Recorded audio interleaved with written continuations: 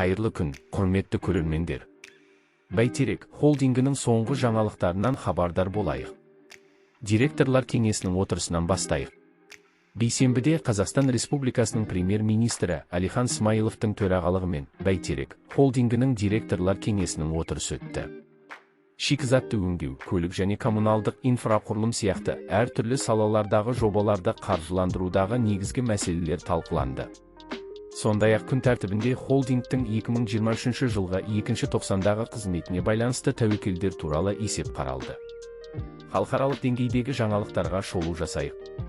27 қыркүйекте Берлинде жобаларды қаржыландыру жөніндегі Қазақстан-Германия жұмыс тобының бірінші отырысы өтті.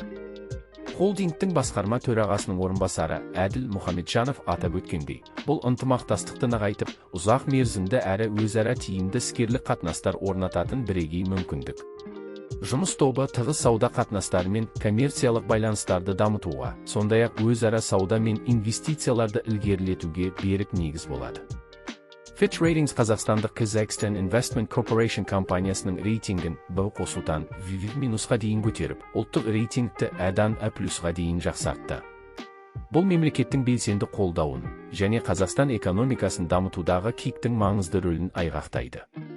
Сонымен қатар, бұл рейтинг экономиканың әртүрлі секторлар үшін қаржыландыратын жобалардың маңыздылығын көрсетеді. Осындай жақсы жаңалықтармен шолуды аяқтаймын. Егер сізді қызықтыратын сұрақтарыңыз немесе тақырыптарыңыз болса, олармен бөлісе отырыңыздар.